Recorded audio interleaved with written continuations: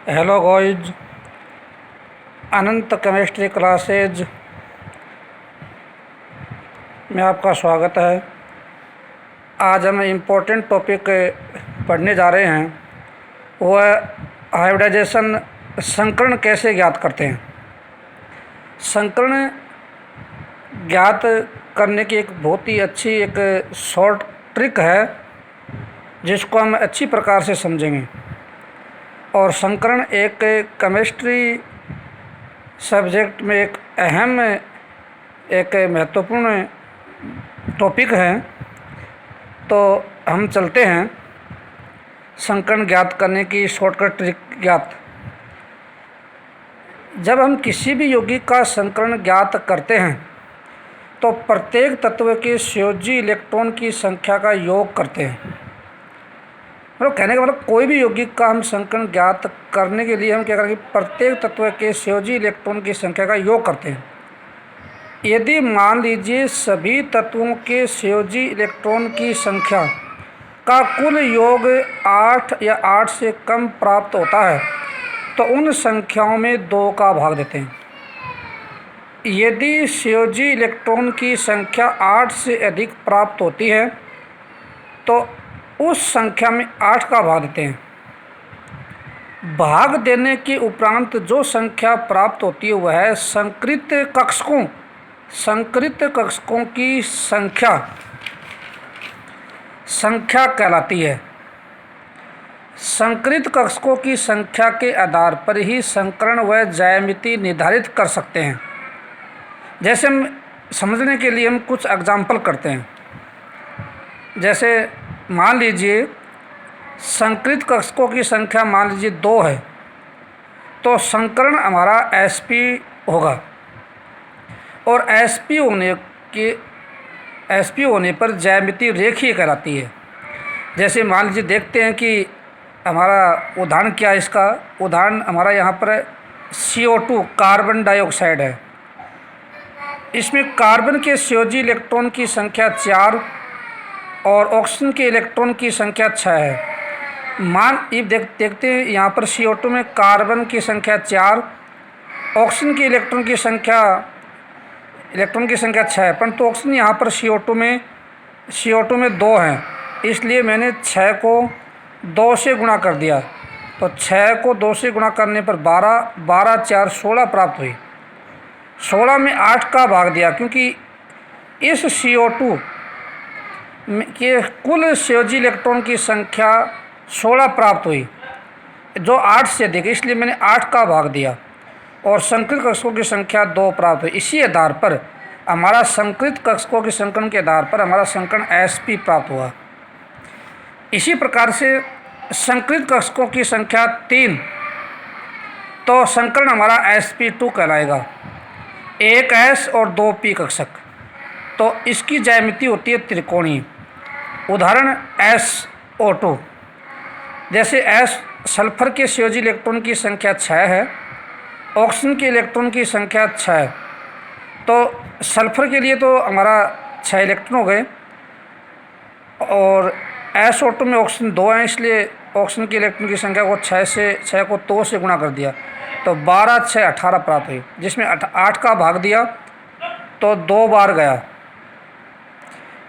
जिसमें 2 शेष भी रहा, जिसमें हमने पुनः 2 का भाग दिया क्योंकि 2 जो शेष रहा वो 8 से कम है, इसलिए 2 का पुनः भाग दिया और 2 में का पुनः भाग देने पर 1 प्राप्त हुआ। अतः इस 2 और 1 को जोड़ने पर हमारी संकरित कक्षकों की संख्या है 3। इसी आधार पर हमने शॉर्टकट ट्रिक के आधार पर इसका हमने संकरण डिसाइड कर लिया 3 के आधार पर sp2। इसी प्रकार से हम संकरित कक्षकों की संख्या 4 और 5, 4 के लिए हमें CH4 का करते हैं।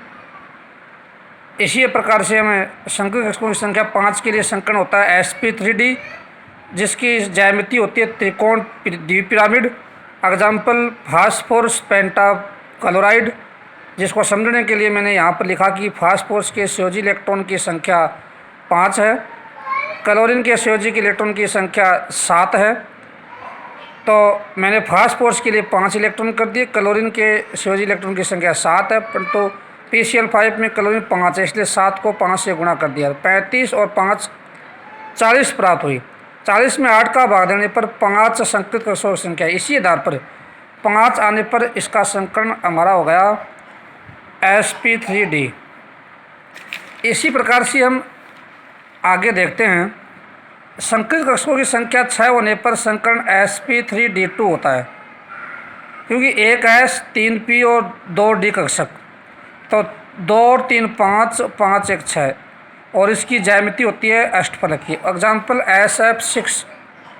समझने के लिए सल्फर के संयोजी इलेक्ट्रॉन की संख्या 6 है, फ्लोरीन के संयोजी इलेक्ट्रॉन की संख्या 7, परंतु यहाँ पर फ्लोरीन की संख्या यहाँ पर SF6 में 6 है फ्लोरीन की, इसलिए मैंने यहाँ पर सल्फर के लिए तो मैंने इलेक्ट्रॉन की संख्या 6 कर दी, फ्लोरीन के लिए मैंने संयोजी इलेक्ट्रॉन की संख्या 7, परंतु फ्लोरीन की संख्या 6 है, इसलिए मैंने 7 को 6 से गुणा कर दिया। तो 7 6 42, 42 6 48 संख्या प्राप्त हुई, जो 8 से अधिक है, इसलिए मैंने 8 का भाग दिया, जो 6 संख्या प्राप्त हुई, जो 6 ही क्या है, संकरित कक्षकों की संख्या है। इसी प्रकार से संकरित कक्षकों की संख्या 7, संकरण sp3d3 ज्यामिति पंचभुजीय द्विपिरामिड होती है, जिसका एग्जाम्पल है IF7 आयोडीन एप्टाफ्लोराइड। जिसको समझने के लिए देखो यहाँ पर ट्रिक दे रखी है, आयोडीन में भी संयोजी इलेक्ट्रॉन की संख्या 7 है, फ्लोरीन में भी संयोजी इलेक्ट्रॉन की संख्या 7 है, तो आयोडीन के लिए मैंने 7 रख दिया यहाँ पर इलेक्ट्रॉन की संख्या, फ्लोरीन के लिए भी 7 रख दिया, परंतु फ्लोरीन की संख्या 7 है, इसलिए मैंने 7 को 7 से गुणा कर दिया। 49 और 7 56 हुई, जिसमें 8 का भाग दिया, क्योंकि इनका योग करने पर संयोजी इलेक्ट्रॉन की संख्या का योग करने पर संख्या 56 आई, इसलिए मैंने 8 का भाग दिया और 7 संख्या प्राप्त हुई। 7 के आधार पर ही इसमें संकरण हुआ sp3d3, 3 3 6 7। ऐसे हम अन्य एग्जाम्पल को भी समझ सकते हैं, जैसे H2O है, जिसमें आयटन के संयोजी इलेक्ट्रॉन की संख्या 1 है, गुणा कर दिया 2 से हमने, क्योंकि संख्या आयटन की संख्या H2O में 2 है, 2 में तो कुल इलेक्ट्रॉन हो गए 2 इलेक्ट्रॉन। ऑक्सीजन के संयोजी इलेक्ट्रॉन की संख्या 6, परंतु H2O में ऑक्सीजन 1 ही, इसलिए मैंने 6 को 1 से गुणा किया, 6 ही प्राप्त हुई। 6 2 8 इलेक्ट्रॉन, जो 8 प्राप्त होने पर और 8 से कम होने पर 2 का ही भाग देते हैं, अतः हमारे संकरित कक्षकों की संख्या 4 प्राप्त हुई। इसके आधार पर संकरण हुआ sp3। तो मैंने लिखा यहाँ पर समझने के लिए कि यहाँ यौगिक के सभी तत्वों का योग 8 ही आया, अतः 2 का भाग दिया गया है। देखो बात यह है कि हमें यदि तत्वों के संयोजी इलेक्ट्रॉन की संख्या मालूम नहीं हो, तो इसलिए देखो आवर्त सारणी में S ब्लॉक के जो फर्स्ट A वर्ग और सेकंड A वर्ग हैं, पहला और दूसरा जो वर्ग है S ब्लॉक का, उसमें ये तत्व आते हैं iron, lithium, sodium, potassium, rubidium, caesium. इन सभी तत्वों के संयोजी इलेक्ट्रॉन की संख्या 1। ऐसे ही सेकंड A वर्ग में beryllium, calcium, strontium, barium, radium, इसमें संयोजी इलेक्ट्रॉन की संख्या 2 है।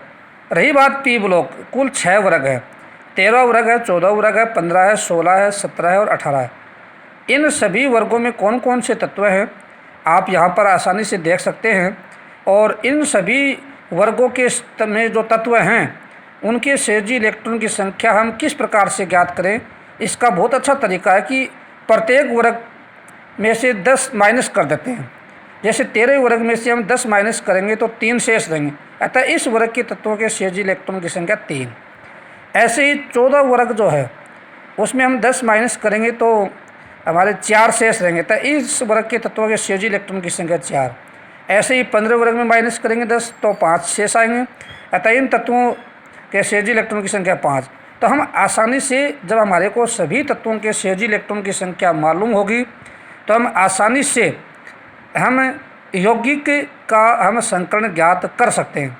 इसलिए इससे अच्छा तरीका ये है कि आप इस महत्वपूर्ण बिंदु को आप ध्यान रखें कि कोई भी यौगिक हो उसका संकरण जब भी ज्ञात करें तो प्रत्येक जो तत्व है उसके संयोजी इलेक्ट्रॉन की संख्या का योग करें, और योग करने पर यदि संयोजी इलेक्ट्रॉन की संख्या 8 या 8 से कम आए तब 2 का भाग देंगे, और उसके बाद जो संख्या है वही उसका संकरण हम ज्ञात कर लेते हैं। तो ये बहुत ही अच्छा तरीका है। हम कुछ एग्जाम्पल और करते हैं समझने के लिए। जैसे अमोनिया है NH3, अमोनिया में नाइट्रोजन नाइट्रोजन के संयोजी इलेक्ट्रॉन की संख्या यहाँ पर 5 है और इसमें हाइड्रोजन के संयोजी इलेक्ट्रॉन की संख्या यहाँ पर 1 है। अतः अमोनिया में नाइट्रोजन के संयोजी इलेक्ट्रॉन की संख्या 5 प्लस हाइड्रोजन के इलेक्ट्रॉन की संख्या 1, परंतु यहाँ पर हाइड्रोजन की संख्या 3 है, इसलिए 3 से गुणा कर दिया तो 5 3 8 हो गए। 8 में 2 का भाग दिया, आया हमारा 4। यही 4 हमारा संकृत कक्षक है, हमारा संकृत कक्षक है, जिसके आधार पर 1s और 3p हो गए, 3p और 1s, sp3 संकरण। तो हम इस प्रकार से संकरण आसानी से ज्ञात कर सकते हैं।